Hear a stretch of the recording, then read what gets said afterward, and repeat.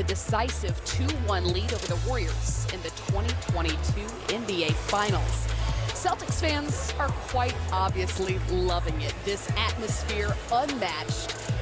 And Game Time from the finals is brought to you by YouTube TV. Welcome back into TD Garden. I'm Kristen Ledlow, surrounded by NBA champions, Brennan Haywood, Kenny the Jet Smith, Isaiah Thomas, and we've got to talk about what we just witnessed. The Celtics now 26-0 when they lead by at least 12 points at halftime in the NBA Finals. You know, I picked the Celtics to win this game, and the reason why, again, the Boston fans, the crowd, but also the inspired defense that I knew that they would come out and play, and also the way it would affect Draymond Green. Now, Golden State, for the most part, played a pretty decent game, but when you look up at the scoreboard, they lose by 16 on the road, and now Boston has major confidence. I look at Golden State right now, and I'm a little concerned because they got to find ways to score. They only scored 100 points tonight, and that's unheard of for a Warrior team. Well, I thought the game was very Boston-paced. I thought they did a great job of controlling the pace.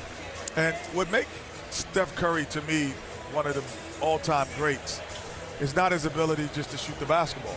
His ability to control the pace of the game is probably second to maybe 2 or 3 guys that's ever played. Steve Nash and the guy sitting next to me to my left, they can control the pace of the game. He didn't do that tonight. He didn't get into the lane. He probably has, if he's the best shooter in the world, he might have the best floater ever in the history of basketball as well. So I didn't see many floating shots in the lane. And Jordan Poole has got to figure out a way to be part of the pool party. He's got to figure out a way to beat people off the dribble, because that is what made him so effective. No one could guard him one-on-one when you had to put your 2 best defenders on Clay and Steph. And for me, when I look at this game, I think the game is going to, you know, I'm the resident big man on set, so I'm going to go straight to where I love, the paint. When you look at the paint, 52-26 advantage for the Boston Celtics. I think that tells the story of how aggressive they were, how physical they were, and they were determined not to be, as you guys said, punked or out-physical by Draymond Green. 52 big points in the paint says we own the lane tonight.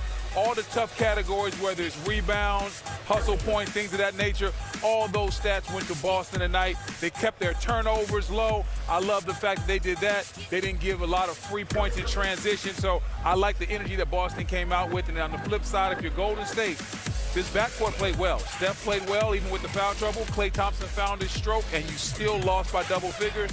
There's going to be a lot of soul-searching in that locker room. I'm glad you brought it up, because the Celtics now 36-5 this season when they out-rebound the other team by at least 3. And as you just mentioned, it was significantly more than that. What led, though, to such effective positioning inside? I just think that they were just flying around. They were just flying around. They were active inside. They were attacking the glass. They were boxing out. They're doing a good job of, like, say, gang rebounding. They have those. They have all those guys to rebound, from their forwards to their bigs, even their bigs that. And they're a bigger, stronger, and more physical team just naturally. When we're watching these guys warm up and we see Boston, you see Golden State, you can see a difference in the physicality and the size in these 2 rosters. Yeah, I think the one thing as a player and player to player, the one time you would, and coaching staff to player, say, well, what are you good at?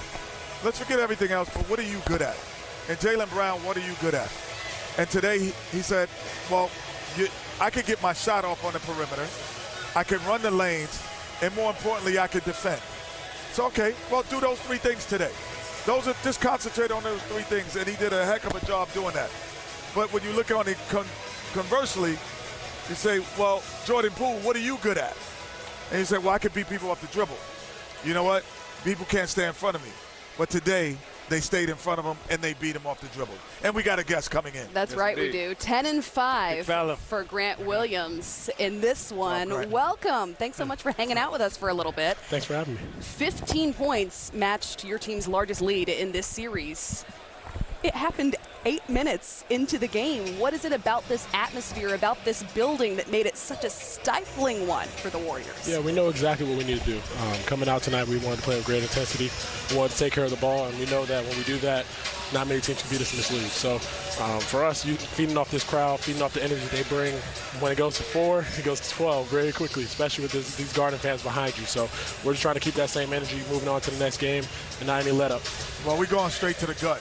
Because I know you've been hearing, oh, Draymond Green had been did this to you guys. He took your physicality away. Well, what was your team's mentality and talk? Or you guys just said, no, we don't believe that? Or was there a conscious effort? Yeah, we don't feed into it. If anything, I told the guys, y'all leave it be. Let me handle it. And at the end of the day, that's how we wanted to move on with it, because we know as a team we can't feed into anything going on, whether it's officiating, whether it's Dre, whether it's anything going on. We just got to focus on the task at hand. So, and when you say handle it, what does that really mean? No, I'm keeping it right. I don't keep it real. I keep it right. What does that mean? Hey, listen, I got nothing to lose, so we can get to it. Okay, all right. That's a smart man right there. You know, Go ahead. I've always thought, and I've always been taught, that a great defense will beat a great offense. However, there's a saying that says great offense will always beat great defense, which I don't believe, and I don't think that's ever been proven. And what I see is that you're a great defensive team playing against a great offensive team. Tonight you score 116 and you hold them to 100. Talk about your defensive intensity, mentality, and concentration. Yeah, the concentration behind things, we have to understand what we want to take away. When you take away their opportunities at the rim, you have to find their best shooters. Steph, Clay, those guys. And that's the biggest thing, because if we don't, that's when the lead goes up. When they get layups, when they opens up their threes, and you keep it moving from there. So for us, we knew exactly what we wanted to take away, and you have to live with some of those shots, some of those deep threes, some of those step backs, like some of those things they're bound to happen. They're great players, but at the end of the day, we have to understand what we want to take away and what we're conscious about. And you said you wanted to take away their shots in the paint. You guys did a good job of that. Only 26 points in the paint for them, as opposed to 52 points in the paint for you guys. Was that a theme like, hey, we have to be more physical than them in that 15-foot area? Not only just physicality. When you look at this year's Warriors team, past Warriors teams, the moment they beat you is when they get all those layups, all those dunks, all their actions. So their threes, they're bound to make a couple of deep ones, the flashy ones, and fans are going to love it. But at the end of the day, we have to do our job and make sure that we take away the paint before we take away the three-point line. Can you talk to us a little bit about the impact that your coach has had on all of you as men and then on the team? He's grown with us. He's made us mature. I feel like that's the biggest thing with him. He does a phenomenal job of holding players accountable. He does a phenomenal job of making sure that every single one of us commits to not only the defensive end, but also the offensive end, playing the right way. So when you say holding us accountable, I mean, that's a catchword that's used. Give us some real examples of what do you mean by that, because every coach, every player, every announcer say, oh, well, he's holding us accountable, and they hold us accountable. It's kind of like a buzzword. But here we've kind of seen it in action, where at the start of the season, y'all are really floundering. Now you're in the NBA Finals up 2-1 against a Golden State team. What does holding you accountable really mean, and how has good coaching helped you? If you weren't on TV, I could tell you the R-rated version. But for him, he's no matter if you make a defensive mistake, if you come down the court, he's going to call you out on it. If you don't make the right play on offense, making the right read, especially if it's quote, a selfish play, he's going to make sure that you hear about it. And that's something that over the years he's developed with the Spurs, Brooklyn, everybody else. He's not holding his tongue for anybody. So, and that's something that I feel like as a team we need, and he's hold us to the higher standard, and that's the best thing about a coach. Last one question I would have is, when you go from playoffs to Eastern Conference Final to NBA Finals, there's a different atmosphere in the finals. What is the one thing that surprised you about the finals atmosphere? Is different.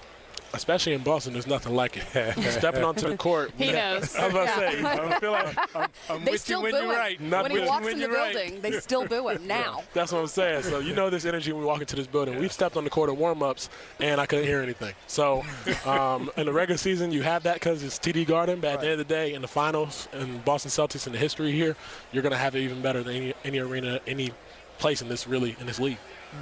Grant, well done. Congratulations. The Celtics take the 2-1 lead. Now let's go ahead and listen to Warriors coach Steve Kerr addressing the media. Jared Greenberg, NBA TV. Coach, was there an injury to Steph Curry that forced him out of the game? No. You mean when they dove on the floor for the jump ball? Yeah. I kept him in the game. Right, and then you took him out at the I 2-minute mark. took him out with 2 minutes left because we were down by 14 points. So No concern for Steph moving forward. I didn't say that. I just